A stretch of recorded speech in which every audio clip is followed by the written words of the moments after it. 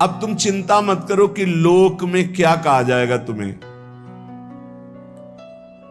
कई बार उपासक इसमें फंस जाता है, इसीलिए न लाज तीन लोकन की, न वेद को कहो करे, न शंक भूत प्रेत की, न देव जच्छते डरे, सुने न कान और की, द्रवै न और इच्छना। तभी प्रेम लक्षणा भक्ति का जागृत होने का भाव आता है हृदय में। जब लोक धर्म का, लोक में हमारा उपहास हो रहा है, लोक में हमारी निंदा हो रही, अगर ये चुभ रहा है हृदय में, तो फिर भगवत मार्ग बाधित हो जाएगा। साधो निंदक मित्र हमारा, महापुरुषों ने कहा कि निंदा करने वाला हमारा मित्र है, जो बिना प्रयास के हमारे पापों को अपनी जबान से निंदा करके धुल रहा है, वो स्वस्थ रहे, स्वस्थ होकर हमारी छोटी छोटी बातों को पकड़कर खूब निंदा करे, जिससे हमारा भगवत मार्ग प्रशस्त और प्रकाशित हो जाता है, भगवत मार्ग पुष्ट और प्रकाशित हो जाता है। इसलिए क्यों तुम वृथा लोक चिंता करते हो? ये हजारों चिंताएं क्यों पाले हुई हो? छोड़ दो ना प्रभु के ऊपर। बड़ा सुख मिलता है जब प्रभु के ऊपर छोड़ दो। अपने ऊपर जब चिंता करने लगो तो बड़ी परेशानी उत्पन्न होती है, कैसे करेंगे, क्या करेंगे, क्या होगा। और जब प्रभु के ऊपर छोड़ दो तो सब मंगल होगा। मंगल भवन है, वो मंगल ही करेंगे। अमंगल दिखाई दे रहा है, परिणाम उसका बड़ा मंगल होगा। ये जो शास्त्रों चिंताएं लिए बैठे हैं अपने लोग, इसीलिए भजन में तारतम्य नहीं होता। कभी लीला में डूब रहे, कभी नाम जप में डूब रहे, कभी सेवा में, ये तारतम्य नहीं। कभी प्रपंच की बातें, कभी प्रतिष्ठा का चिंतन, कभी नाना प्रकार के मान सम्मान का चिंतन, ये घुसने ना पावे हृदय में। बहुत सावधान रहना चाहिए साधक को। ऐसी बातें देखो मत, ऐसी बातें सुनो मत जिससे तुम्हारा हृदय उद्विग्न होकर प्रभु का चिंतन छोड़ दे। जिन्होंने अपने आप को प्रभु के भरोसे कर दिया, वो बेपरवाह हो गए। कर दो भरोसे में। एक एक क्षण बहुत सुंदर ढंग से व्यतीत होता है जो प्रभु के भरोसे होता है। और ऐसे एक एक क्षण जलते रहोगे, चिंता, शोक, भय, अरे अब क्या होगा, ऐसा क्या होगा, कैसे करूं, नाना प्रकार की चिंताएं। अपने आप को प्रभु के चरणों में समर्पित कर दो, तुम्हें कुछ नहीं करना पड़ेगा, सब वो करवा लेंगे आपसे। जो आपके लिए मंगल है वो सब करवा लेंगे। तुम शांत होकर प्रभु के चरणों का आश्रय ले लो, जो कर्तव्य कर्म है उसे करो। अलम कश्यापि संगत्या तवालम शास्त्र कर्म भी वृंदारण्य तृणम मन्यो धन्यो ना किंचिदाचरेत। तुम किसी और का संग मत करो, क्योंकि अगर और का संग करोगे तो तुम्हारी बुद्धि में व्यभिचार दोष हो जाएगा। भक्ति में भी व्यभिचार दोष होता है। अपने इष्ट से अलग चिंतन होना ये व्यभिचार दोष है।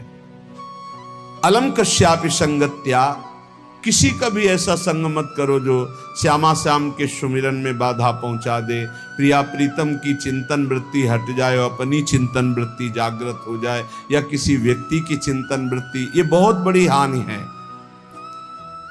और आगे कह तवालम शास्त्र कर्म भी, तुम शास्त्र कर्म की भी अब चिंता मत करो। क्यों? शास्त्र कर्म की क्यों ना करो? क्योंकि कर्म करते करते अनंत जन्म हो गए, फिर भी हमारा उद्धार नहीं हुआ। अब क्या करो? अब भज गोविंदम गोविंदम भज मूढ़ मते। एक ही उपाय है भगवान का भजन। अरे भाई, जब तक तुम धन कमाने लायक हो तभी तुम्हें प्यार मिलेगा इस संसार में। बहुत सुंदर उपदेश है।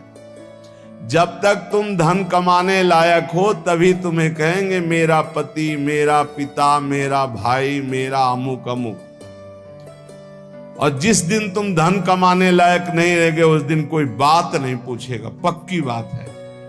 वाह वाह जब चल रहा है तो सब हाथ मिलाएंगे, और जब बुरा समय आएगा तो तुम्हारी गली से निकलना हो ठीक नहीं समझेगी कि अगर उधर निकलेंगे कहीं वो मिल न जाए और कुछ मांग न ले, कुछ कह न दे।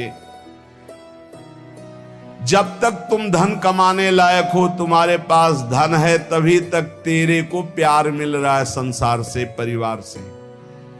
और जब तू रोगग्रस्त हो जाएगा, जराग्रस्त हो जाएगा, तो कोई भी तेरे से बात नहीं पूछेगा, बात नहीं करेगा। अरे मूढ़, इसलिए तू निरंतर गोविंद का भजन कर ले, गोविंद का भजन कर ले, गोविंद का भजन कर ले।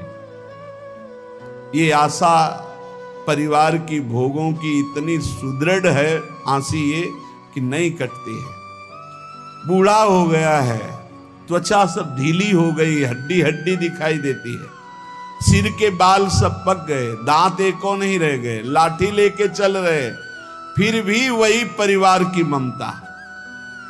दरवाजे पे बैठा वही परिवार के विषय में सोचता रहता है।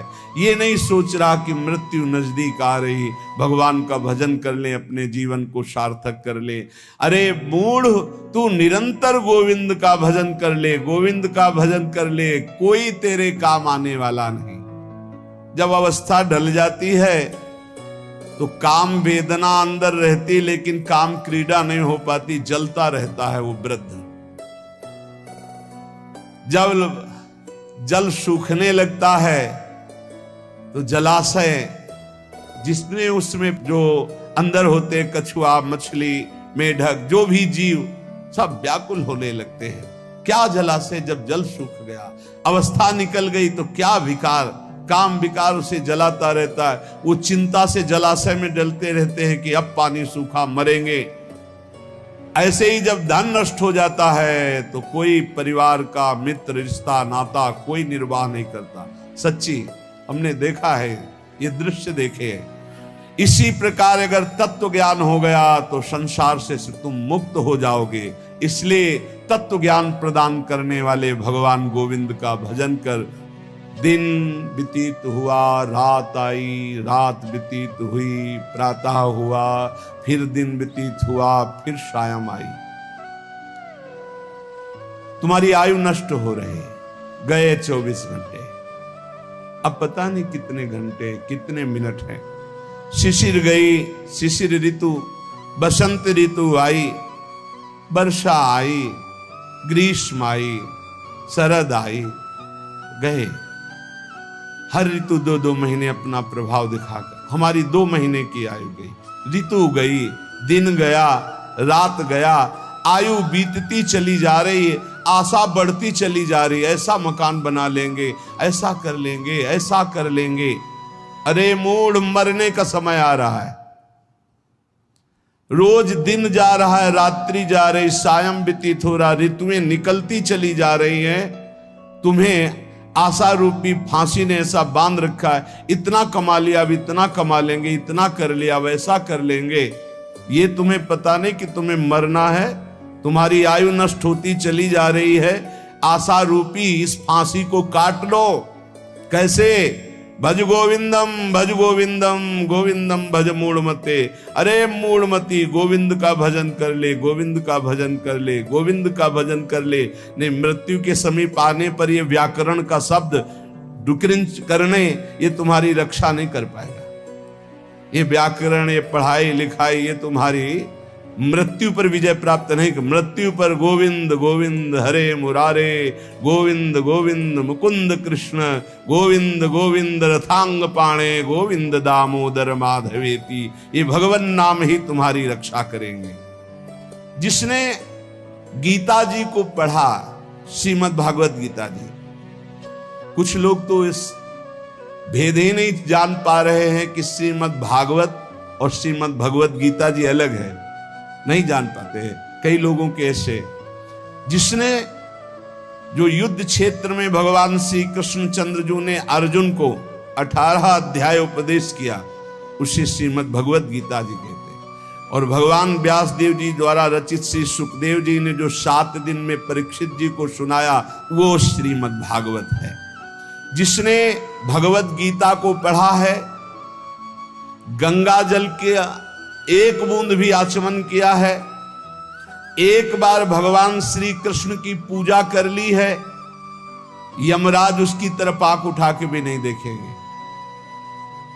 एक बार भगवत गीता पढ़ा, एक बार गंगा जल का आचमन किया, एक बार भगवान श्री कृष्ण की अर्चना वंदना कर ली, तो यमराज कभी उसकी तरफ नहीं देखेंगे। इसलिए एक बार का जब इतना महत्व है तो तू हर समय भज गोविंदम भज गोविंदम भज गोविंदम मूढ़मते, हर समय गोविंद का भजन कर, गोविंद का भजन। अये मूढ़मती, तेरा कोई साथ नहीं देगा, तू गोविंद का भजन